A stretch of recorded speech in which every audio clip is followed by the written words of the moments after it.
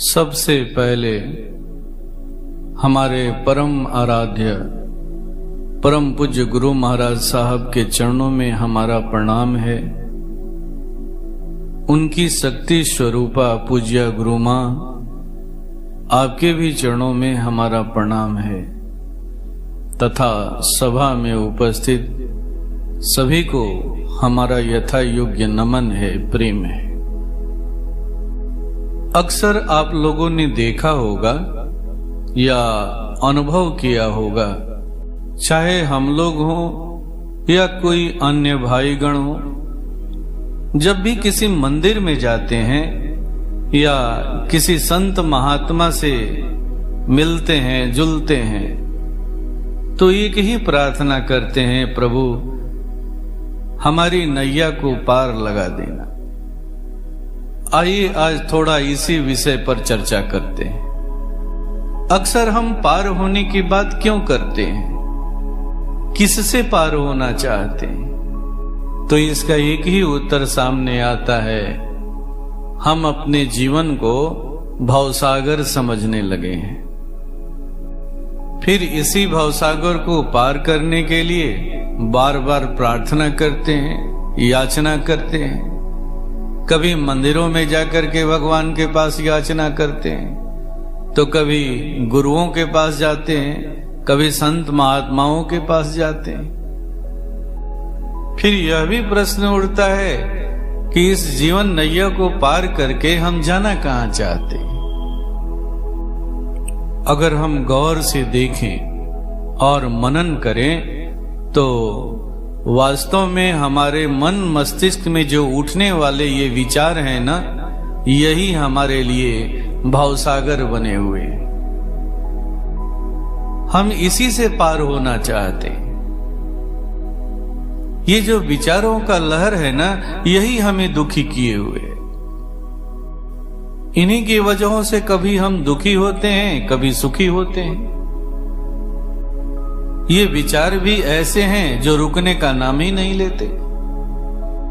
ये विचार कभी घर गृहस्थी को लेकर के होते हैं, कभी बच्चों को लेकर के होते हैं, कभी परिवार को लेकर के होते हैं, तो कभी आस पड़ोस के झगड़ों से संबंधित हो जाते हैं। इस तरह से कभी कुछ चलता है तो कभी कुछ चलता है। हमारे परम पूज्य गुरु महाराज साहब कहते हैं कि एक मनुष्य के अंदर प्रतिदिन 60,000 विचार आते हैं। इनमें कुछ नए विचार भी होते हैं, कुछ पुराने विचार भी होते हैं, कुछ विचार पूर्व जन्म के भी होते हैं।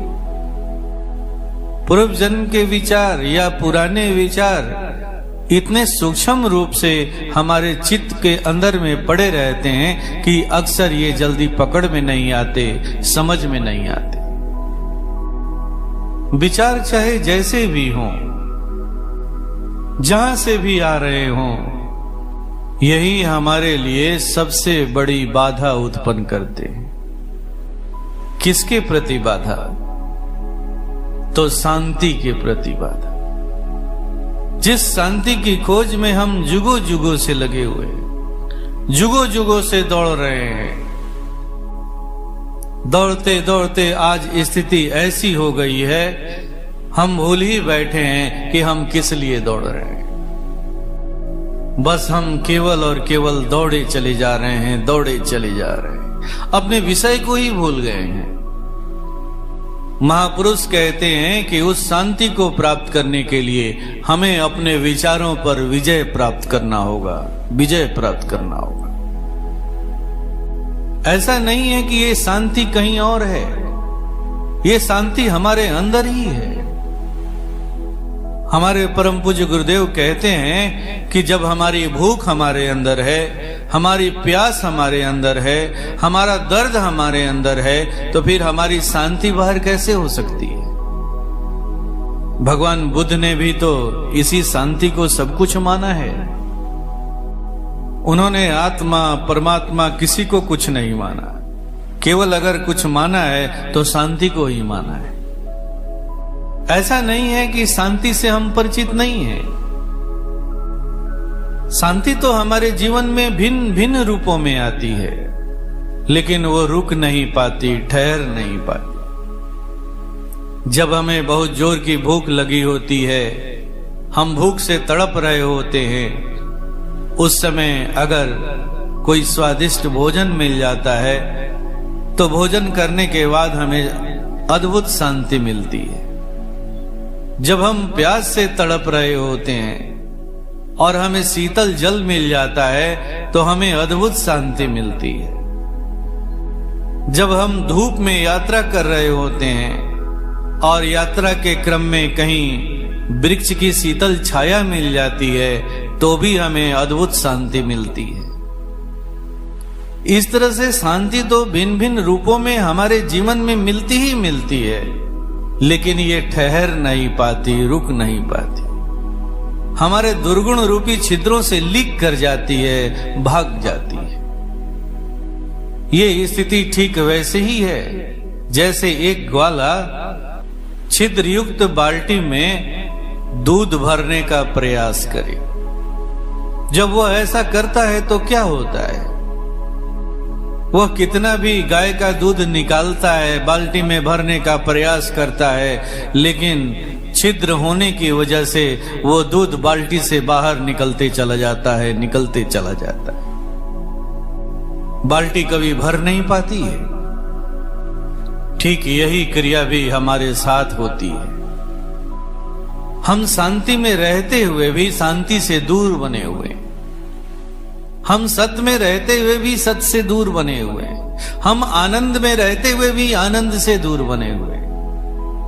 इन सभी का एक ही कारण है, हमारे विचार, हमारे विचार।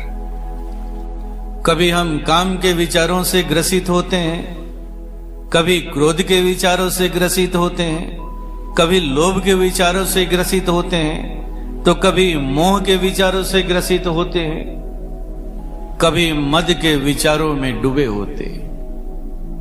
और विडंबना देखिए कि इन विचारों में रह करके हम शांति की तलाश कर रहे हैं, शांति की खोज कर रहे हैं।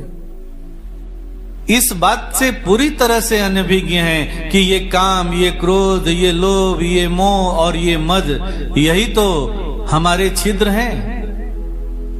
इन्हीं छिद्रों के वजह से वो शांति लिक कर जाती है, भाग जाती है, ठहर नहीं पाती। परम पूज्य गुरु महाराज साहब इन विचारों से संबंधित एक बड़ा ही सुंदर प्रसंग रखा करते थे। आइए उस प्रसंग को रखते हैं। एक बार की बात है, कुछ देवताओं के मन में ऐसा विचार आया कि क्यों नहीं थोड़ा मृत्यु लोक का भ्रमण किया जाए, देखें वहां मनुष्य लोग किस तरह से जीवन जी रहे हैं। सुनने में आता है कि मानव जीवन सबसे अनमोल जीवन है, फिर तो वो हमसे भी ज्यादा सुखी होंगे, आनंदित होंगे। क्यों नहीं चल करके उस जीवन को देखा जाए। इस तरह से वो आकाश मार्ग के द्वारा पूरे मृत्यु लोक का भ्रमण कर रहे थे। तभी उनकी दृष्टि एक दृश्य पर पड़ी। दृश्य था भी कुछ ऐसा ही। एक व्यक्ति की पत्नी बड़े बुरे तरीके से उसकी पिटाई कर रही थी। व्यक्ति दर्द से तड़प रहा था, चिल्ला रहा था। देवताओं को ये दृश्य देखा नहीं गया। देवताओं ने उस व्यक्ति से कहा कि चलो हमारे साथ स्वर्ग चलो। हमारे स्वर्ग में कोई लड़ाई झगड़ा नहीं है, अद्भुत शांति है। वहां तुम्हें किसी प्रकार की कोई परेशानी नहीं होगी। अब वो व्यक्ति देवताओं के साथ स्वर्ग जाने के लिए तैयार हो गया। अब देवता लोग उस व्यक्ति को स्वर्ग के एक उपवन में ले गए। उपवन बड़ा ही सुंदर देखने में था। देवताओं ने उस व्यक्ति से कहा कि तुम थोड़ी देर इसी उपवन में विश्राम करो, हम लोग तुम्हारे रहने के लिए उचित व्यवस्था करके आते हैं। अब वो व्यक्ति थोड़ी देर उस उपवन में घूम करके आनंदित होता रहा। फिर कुछ देर के बाद एक वृक्ष के नीचे बैठ करके विश्राम करने लगा। तभी उस व्यक्ति के अंदर में एक विचार आया, काश यहीं पर सोने की व्यवस्था होती, कोई पलंग होता। यहां से सुंदर और कोई व्यवस्था क्या हो सकती है। बस जैसे ही व्यक्ति ने ऐसा सोचा, एक सुंदर सा पलंग हाजिर हो गया। दरअसल व्यक्ति इस बात को नहीं जानता था कि यही तो स्वर्ग की खासियत है। यहां तुम जो भी सोचोगे प्राप्त हो जाएगा। परमात्मा का ऐसा आदेश है कि यहाँ पर कोई भी व्यक्ति अगर आए तो उसकी हर इच्छा पूरी की जाए। परमात्मा के शर्त के अनुसार एक सुंदर सा पलंग हाजिर हो गया। अब वो व्यक्ति उस पलंग के ऊपर बड़े आराम के साथ सोया। कुछ देर तक उस पलंग पर सोने का आनंद लेता रहा। फिर थोड़ी देर के बाद उस व्यक्ति के अंदर में एक दूसरा विचार आया, काश कुछ दासियां होती जो मेरी सेवा करती। जैसे ही व्यक्ति ने ऐसा सोचा, बहुत सारी दासियां उपस्थित हो गईं। अब उस व्यक्ति की सेवा करने लगी। थोड़ी देर तक व्यक्ति उन दासियों के सेवा का आनंद लेता रहा। फिर उस व्यक्ति के अंदर में एक तीसरा विचार पैदा हुआ, अगर मेरी पत्नी इन दासियों को मेरी सेवा करते हुए देखती तो जरूर मेरी पिटाई करती। बस फिर क्या था, जैसे ही उसने ऐसा सोचा, उसकी पत्नी बेलन लेकर के प्रकट हो गई। अब उस व्यक्ति की पिटाई शुरू हो गई। व्यक्ति जोर जोर से कराहने लगा, चीखने लगा, चिल्लाने लगा। चारों तरफ हो हल्ला मचने लगा। हर तरफ भागा दौड़ी होने लगी। देवता लोग भी आ गए। देवताओं को बात समझने में देर नहीं लगी। देवताओं ने कहा, अरे मूर्ख, स्वर्ग का आनंद वही उठा सकता है जो विचार रहित हो गया हो। अगर तुम विचार रहित नहीं हो पाए हो तो ये स्वर्ग भी तुम्हारे लिए नरक के समान हो जाएगा, नरक के समान हो जाएगा।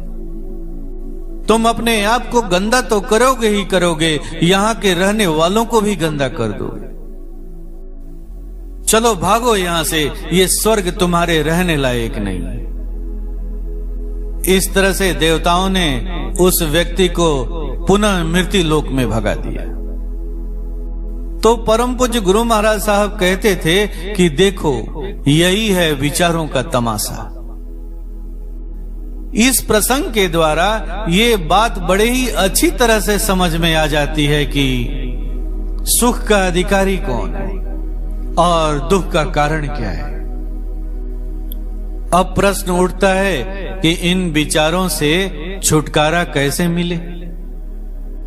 तो इसके लिए सभी धर्मशास्त्र, सभी संत महात्मा एक ही बात कहते हैं कि तुम्हें एक सद्गुरु की खोज करनी होगी। सद्गुरु रूपी जहाज की सवारी करनी होगी। जब आप सद्गुरु रूपी जहाज की सवारी करेंगे ना, तो वह बड़ी आसानी के साथ आपको इस पार से उस पार पहुंचा देगा। इस पार से उस पार जाने में आपके पैर भी नहीं भीगेंगे, आपके वस्त्र भी नहीं भीगेंगे। जब आप ऐसी इच्छा लेकर के, ऐसी मनोकामना लेकर के किसी सद्गुरु के पास जाते हैं तो सद्गुरु क्या करते हैं? तो सद्गुरु एक प्रविधि देते हैं। ये प्रविधि वही प्रविधि है जिसके सहारे आप अपने अंदर में प्रवेश करते हैं। इस प्रविधि के माध्यम से साधकों को गुरु रूपी लाठी का सहारा लेना पड़ता है। अगर आप चाहेंगे कि आप स्वतः ही अपने अंदर में प्रवेश कर जाएं, तो आप अंदर में प्रवेश नहीं कर सकते। जानते हैं ऐसा क्यों होता है? तो ऐसा इसलिए होता है कि आपका अंतःकरण एक कुएं के समान है, कुएं के समान। अगर आप चाहेंगे कि उस कुएं में कूद करके आप उसके तल में जा करके कुछ देर के लिए बैठ जाएं, वहां का आनंद ले लें, तो आप नहीं ले सकते हैं, नहीं ले सकते। कुएं का जो जल है ना, वह आपको तुरंत ऊपर की तरफ ठेल देता है, ऊपर की तरफ फेंक देता है। ठीक यही हश्र होता है जब हम स्वयं अपने अंदर में प्रवेश करने का प्रयास करते हैं। ये विचार ही हमें अपने अंदर में प्रवेश नहीं करने देते। अगर किसी तरह प्रवेश भी कर गए तो वहां ठहरने नहीं देते, तुरंत वहां से भगा देते हैं। वैसा वातावरण बना देते हैं कि हम वहां ठहर न सकें, रुक न सकें। ठीक वैसे ही जैसे उस व्यक्ति के साथ हुआ। स्वर्ग में पहुंचा हुआ है, स्वर्ग का आनंद ले रहा है, स्वर्ग का सुख ले रहा है, लेकिन ये विचार तुरंत उसको वहां से हटा देते हैं। इसीलिए महापुरुषों ने कहा कि तुम्हें अपने अंदर में प्रवेश करने के लिए एक सद्गुरु की खोज करनी पड़ेगी, सद्गुरु की, उनका सहारा लेना पड़ेगा। जो हम सद्गुरु का सहारा लेकर के अपने अंदर में प्रवेश करने का प्रयास करते हैं, ये विचार तुरंत हमें रास्ता दे देते हैं। इन विचारों के पास वो शक्ति नहीं है, वो दम नहीं है जो सद्गुरु के सामने ठहर सके। सद्गुरु को देखते ही वो शर्मा जाते हैं और तुरंत रास्ता दे देते हैं। वो नित्य डरते रहते हैं कि कहीं इनसे हमारा पंगा न हो जाए, और जब पंगा होगा तो ये हमें पूरी तरह से मिटा देंगे, तहस नहस कर देंगे। इस तरह से एक साधक सद्गुरु का सहारा लेकर के बड़ी आसानी के साथ अपने अंदर में प्रवेश कर जाता है। इसी की तो साधना परम पूज्य गुरुदेव ने हम सबों को दी है। मंत्र बोलना है। मंत्र को बोलने से क्या होता है? तो मंत्र की स्थूलता टूटती है। स्थूलता टूटते ही गुरु की ऊर्जा पैदा होती है, जिस ऊर्जा के द्वारा गुरु ने उस मंत्र को एक्टिवेट किया था, उस मंत्र को चार्ज किया था, उस मंत्र में अपनी ऊर्जा को सुरक्षित रखा था। जैसे ही मंत्र बोला वो ऊर्जा प्रकट हो जाती है। अब आपका काम क्या रह जाता है? तो उस ऊर्जा के साथ हो लेना। जब तक आप उस ऊर्जा के साथ बने रहेंगे, आपकी यात्रा बड़ी आसानी के साथ होते रहेगी। बस आपको केवल उसे पकड़े रहना है। जब आप ऐसा करने का प्रयास करते हैं तो आनंद का जो खोजी मन है, जो इस खोज में कभी यहां भटकता है, कभी वहां भटकता है, उसकी दृष्टि उस ऊर्जा पर पड़ती है, और जैसे ही उस ऊर्जा पर पड़ती है वो तुरंत आकर्षित हो जाता है।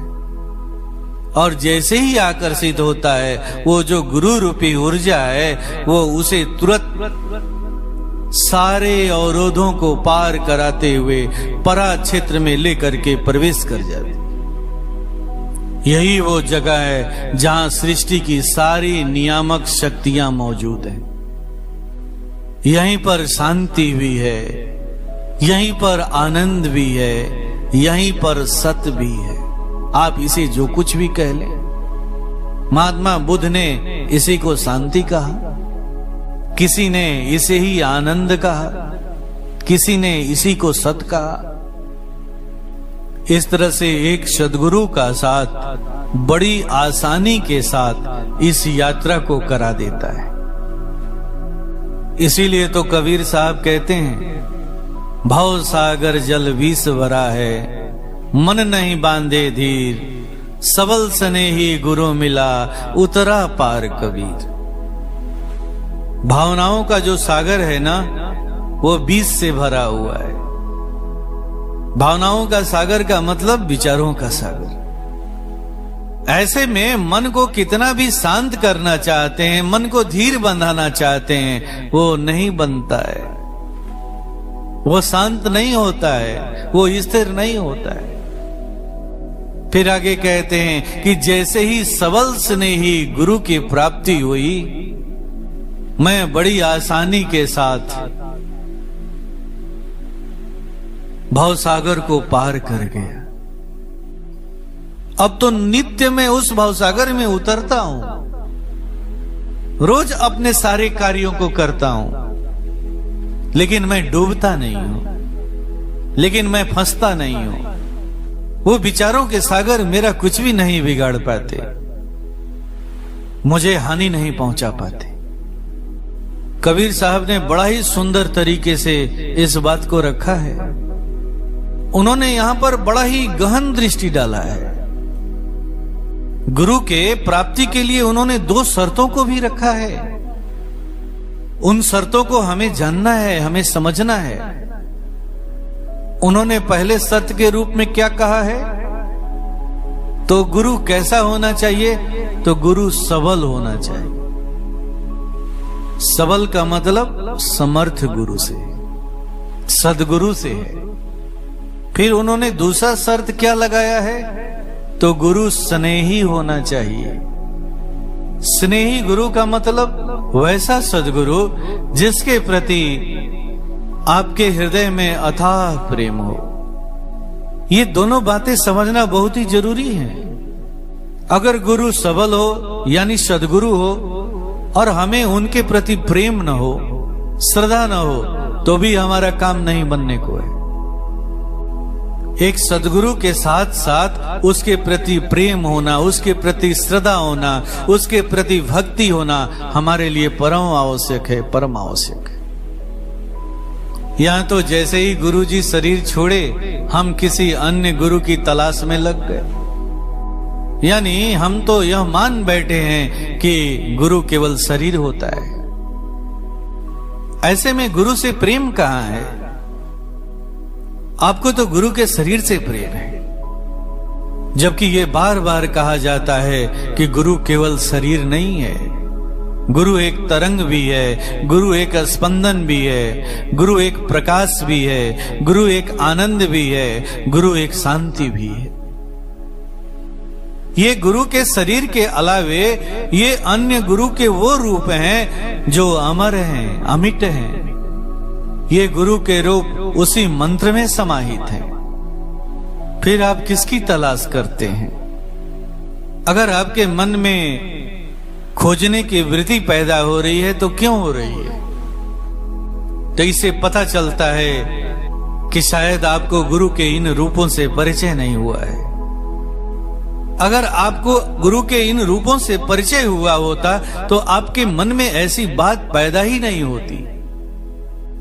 अगर गुरु के इन रूपों से आपको अगर परिचय भी हुआ है और आप ऐसी बात सोच रहे हैं तो निश्चित जानिए कि आप उनकी अनदेखी कर रहे हैं।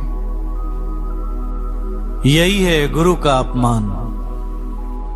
काकभूसुंडी जी के जो पूर्व जन्म का प्रसंग है वो इसी का तो प्रसंग है। मेरे गुरुजी ने मुझे शिव मंत्र दिया था। उस मंत्र का मैं नित्य जाप किया करता था, इसी की साधना करता था, इसी की क्रिया करता था। इसी क्रिया के क्रम में भगवान शिव की उपस्थिति हो गई।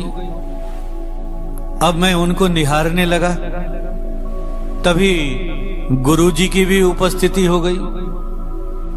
अब मैं गुरुजी को अनदेखी करने लगा, तभी भगवान शिव ने मुझे श्राप दिया, जा अजगर हो जा।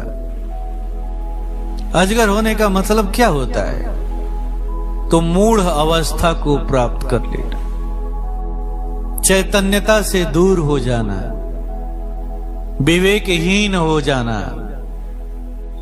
अजगर होने का मतलब ये नहीं है कि कोई सांप बन जाना। तम की समाधि को प्राप्त कर लेना, यही है मूढ़ अवस्था। जैसे ही गुरु का साथ छूट जाता है, हम तम की समाधि में चले जाते हैं, हम वृत्तियों में फंस जाते हैं, हम योग निद्रा में चले जाते हैं। यहां पर बलशाली होने का आनंद तो मिलता है, लेकिन घोर अज्ञान है, घोर अंधकार है, एक मूढ़ अवस्था है।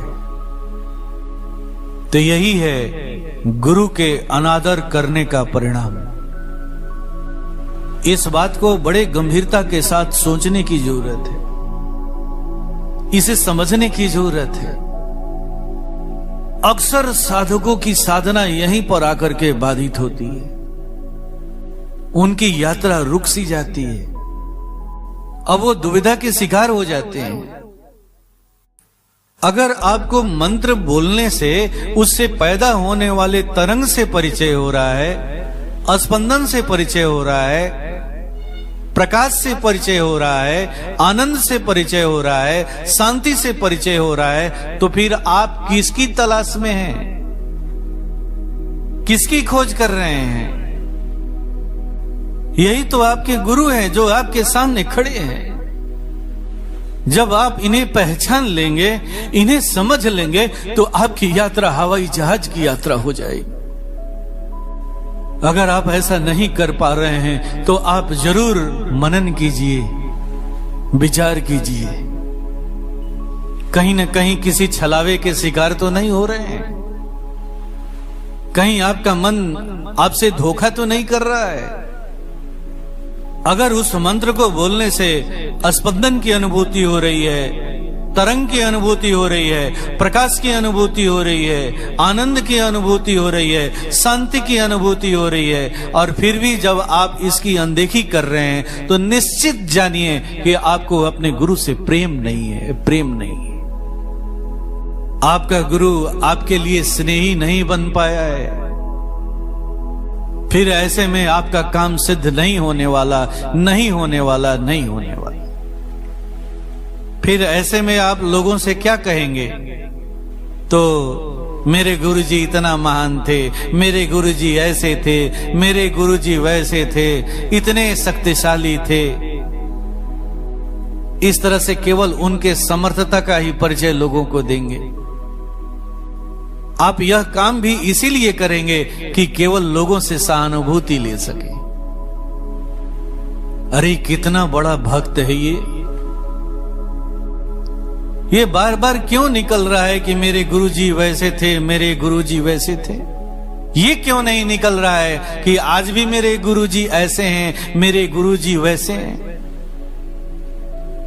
आज भी वो हमारे साथ खड़े हैं, नित्य सुबह शाम अपने साथ हमारी यात्रा कराते हैं, अपनी अंगुलियों को थमा करके हमें चलाते हैं, नित्य नए नए चीजों से हमारा परिचय कराते हैं।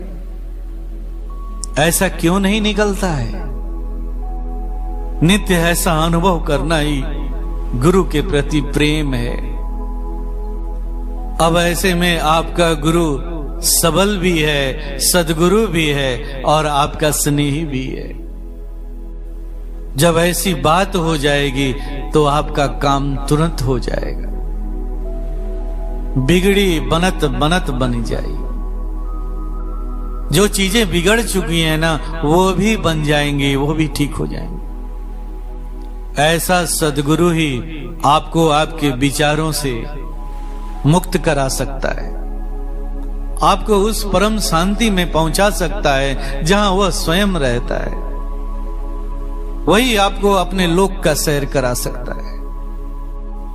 आप युगों युगों से जिसकी खोज कर रहे हैं, जिसकी तलाश कर रहे हैं, जिसके लिए दौड़ रहे हैं जन्मों जन्मों से, उस लक्ष्य तक बड़ी आसानी के साथ आपको वो पहुंचा सकता है। यही है भवसागर पार करना। ये भवसागर बिना गुरु के पार नहीं किया जा सकता है, नहीं किया जा सकता है। ओम शांति।